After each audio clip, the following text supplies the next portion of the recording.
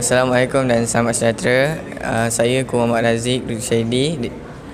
Saya Muhammad Alif bin Rahim Daripada 4 UKM. Hari ini kami akan membentangkan tajuk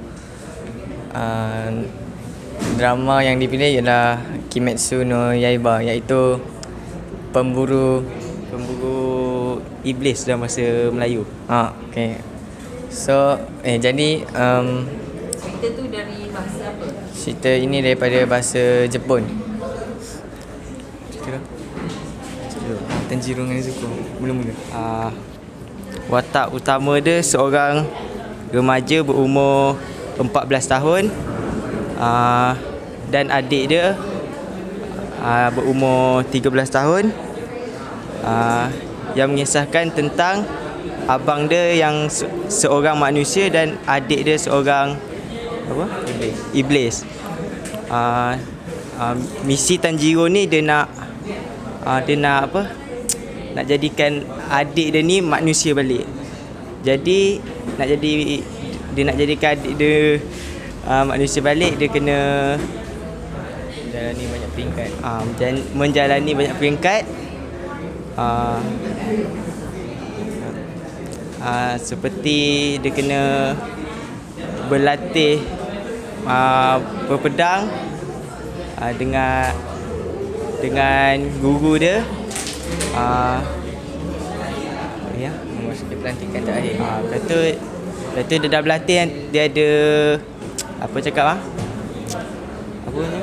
Menyertai Menyertai pelantikan terakhir untuk masuk ke pemburu iblis.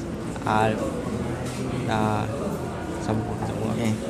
So dalam cerita ni dorang adik-beradik mereka Tanjiro dan Nezuko pergi mengembara untuk mencari penawar untuk Nezuko menjadi manusia balik. Jadi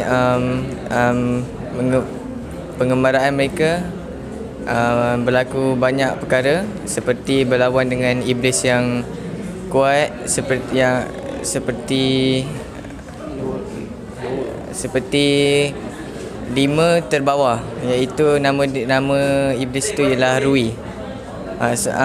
Iblis ini mempunyai banyak peringkat dan mempunyai satu nama, iaitu 12 Kizuki, iaitu 6 terbawah dan 6 teratas. Jadi semasa pengembaraan Tanjiro ini mereka berjumpa bersama berjumpa bersama 2 orang kawan mereka, iaitu Zenitsu Agatsuma dan Inosuke. Selepas pengembaraan itu berlaku, mereka mula memburu iblis. Selepas itu mereka dalam hutan ni gunung-gunung. Mereka pergi ke gunung untuk mencari satu daripada 12 Kizuki itu, dan mereka berlawan dengan nombor 5 terbawah.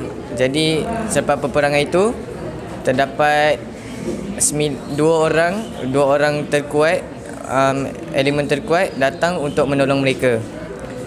Jadi orang-orang teratas itu membawa mereka ke satu tempat, iaitu ke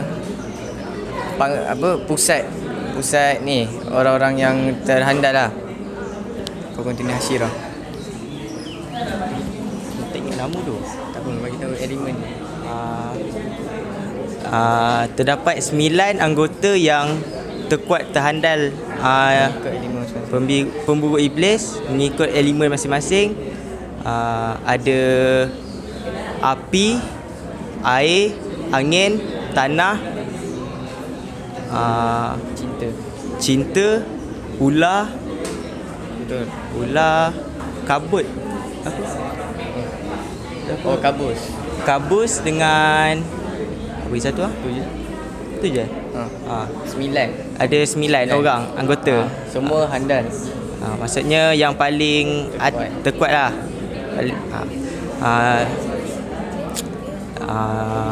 Lepas tu apa?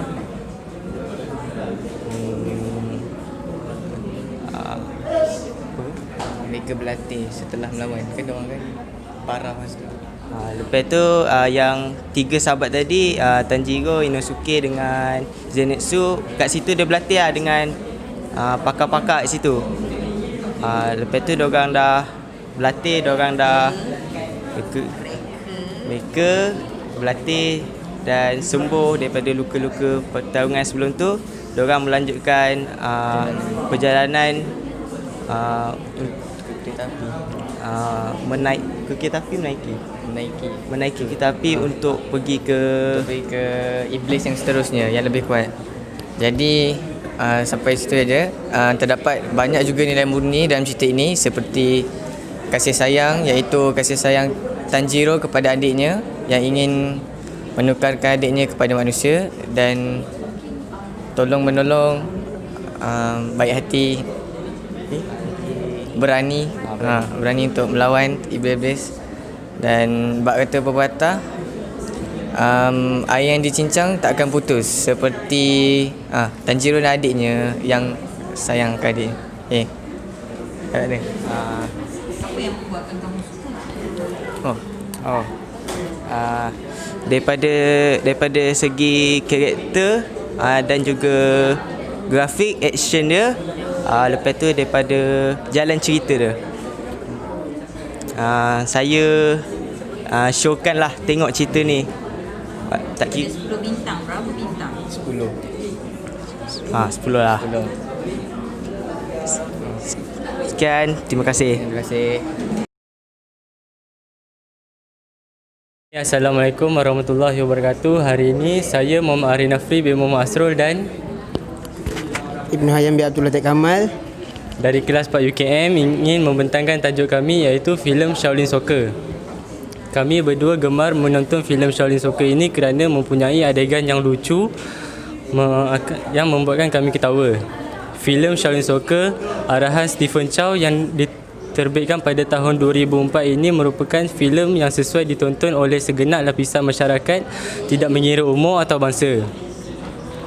Ia mengisahkan tentang permainan bola sepak yang disertai oleh beberapa pasukan. Apa yang ditonjolkan dalam filem ini ialah aksi kungfu bersama permainan bola sepak. Mereka menggunakan seni pertahanan diri dalam perlawanan bola sepak.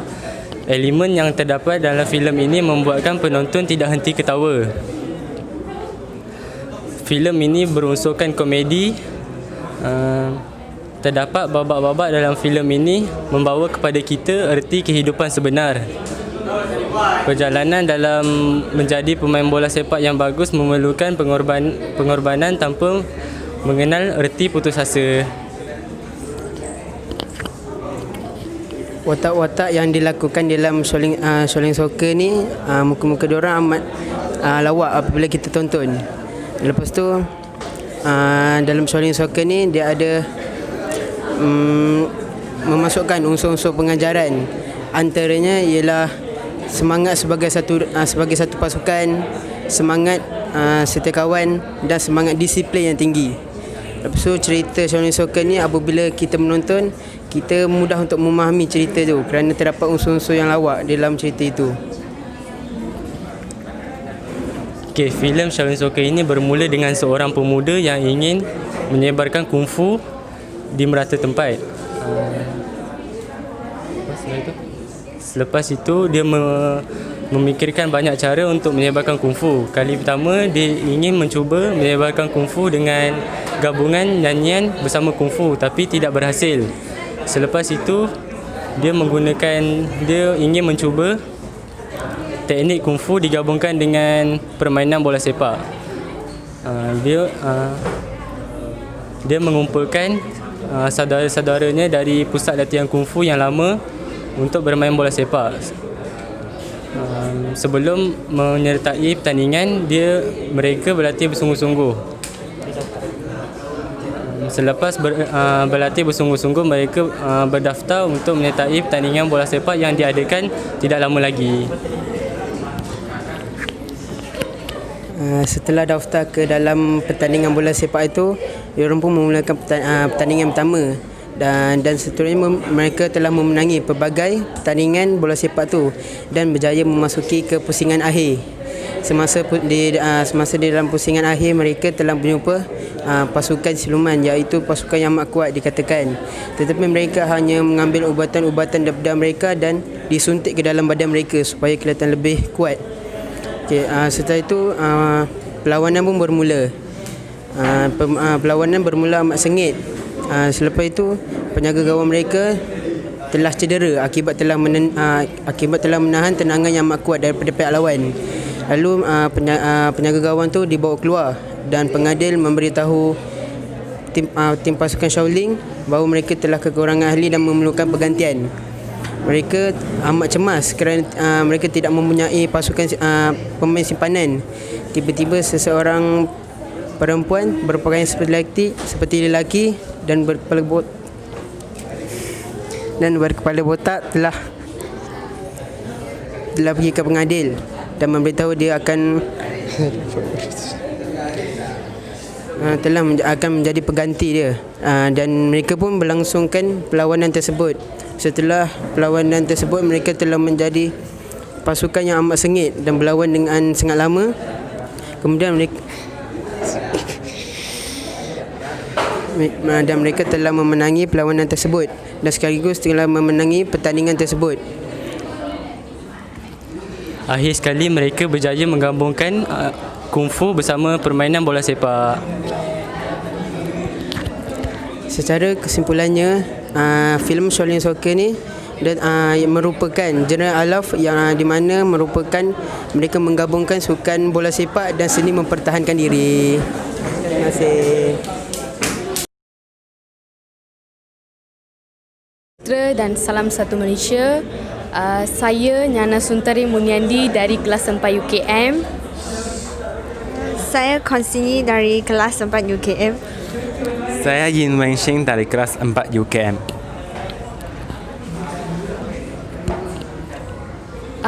Berdiri kami di sini adalah untuk menyampaikan sebuah cerita yang bertajuk Cinderella. Cinderella adalah sebuah filem fantasi syarikat Amerika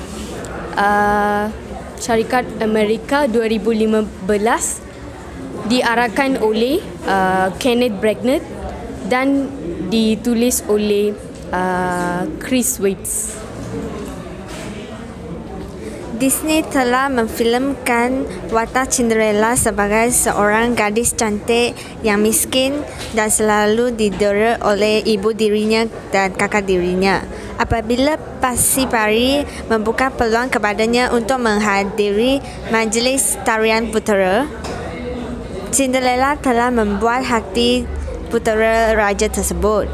Walau bagaimanapun, Cinderella perlu pulang ke rumah pada masa tengah malam dan dia tertinggal sebelah kasutnya. Putera raja menjelajah seluruh negeri untuk mencari tuan empunya kasut. Seorang wanita menabur kasutnya itu sehingga mereka berjaya mencari dia.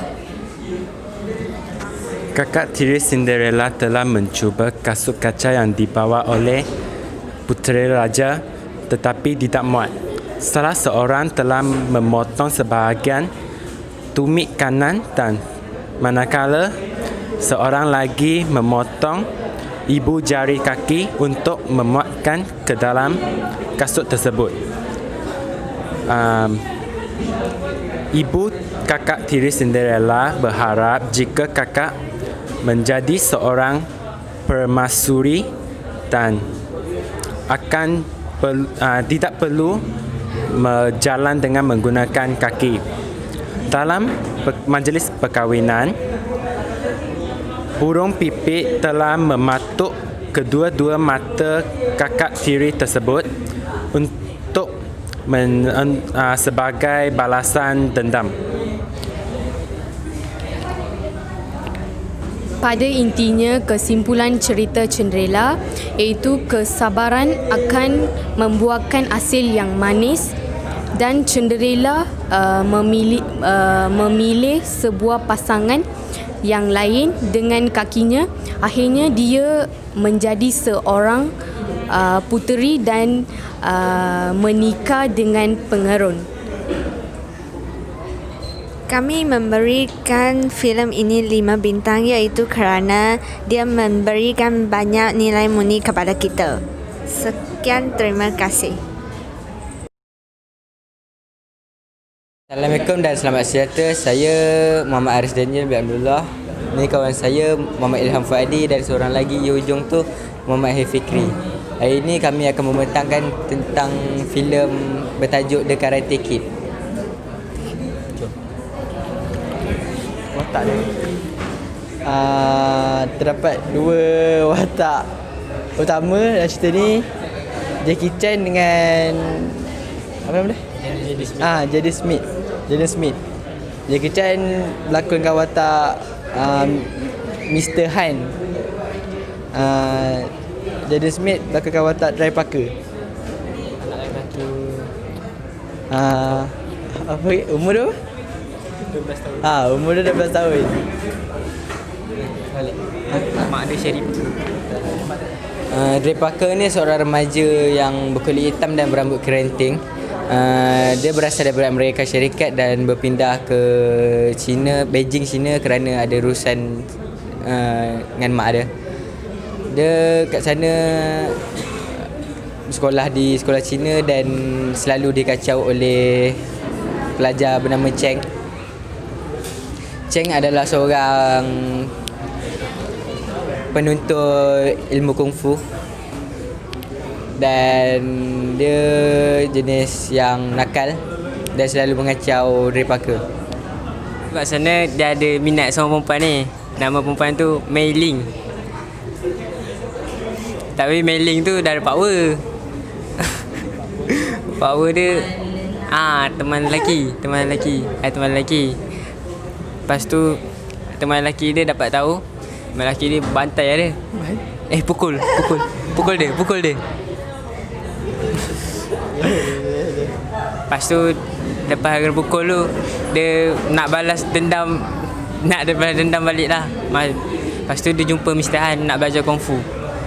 Lepas belajar kungfu tu, dia nak masuk satu pertandingan ni. Nama pertandingan ni Master Challenge. Dalam pertandingan tu dia antaranya saingan yang hebat lah.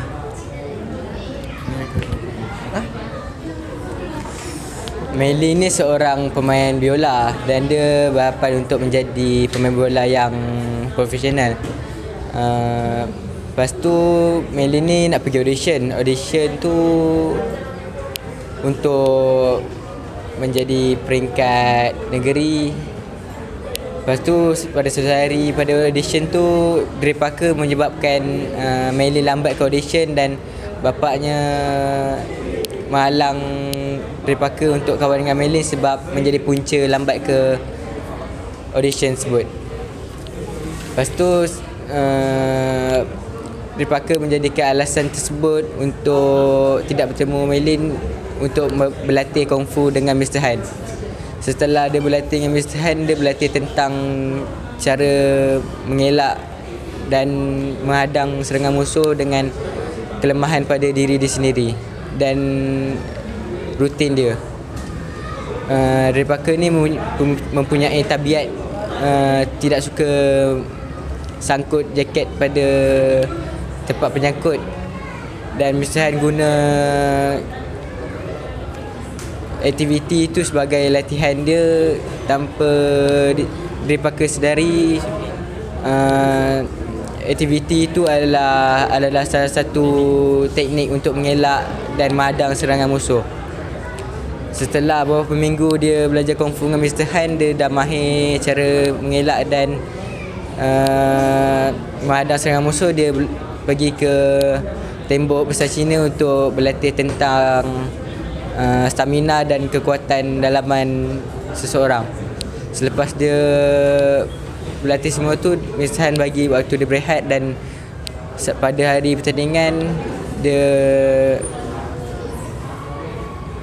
dapat ke peringkat semifinal, tetapi dia terkena serangan dengan kawan Cheng yang menyebabkan kaki dia cedera. Dalam pertandingan tu sampai peringkat akhir, dia lawan bersama musuh dia tu nama Chan. Dalam persaingan tu memang sengit lah. Okey, sengit. Lepas tu terdapat kecederaan yang terjadi pada Dry Parker. Tentu apa dia? Lupa. Apa dia? Lepas tu masa round ketiga, sebelum tu dia dah dapat rawatan daripada Mr. Han. Dan dia terus berlawan dan menang. Menang dengan satu sepakan. Apa tu apanya? Lepas tu lawan tadi yang bernama Tok Guru lawan Master Lee yang lawan. Master Lee bagi dia penghormatan. Tu je lah.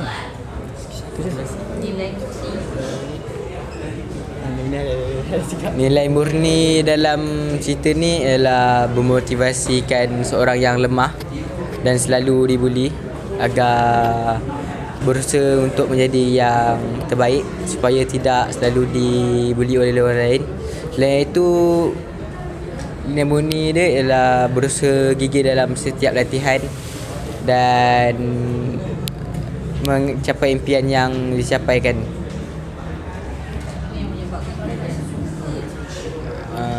Ada semangat untuk tidak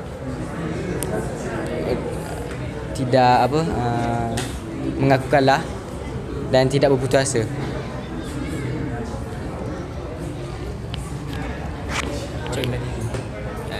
Merendah diri,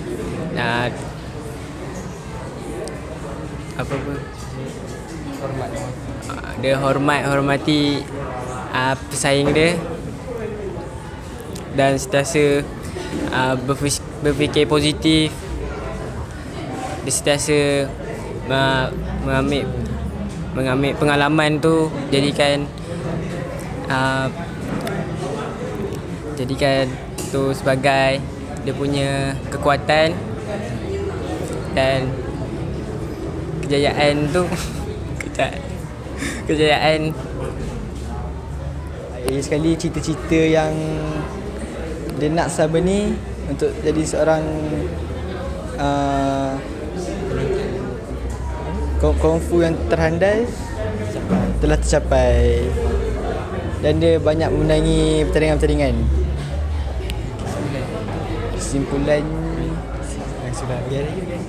Kesimpulannya ialah kita harus berputus asa dan tidak mengalah. Selain itu, kalau gagal sekali bukan gagal selamanya. Oleh itu kita haruslah berusaha dalam setiap latihan dan mengejar impian yang kita impikan. Sekian, terima kasih.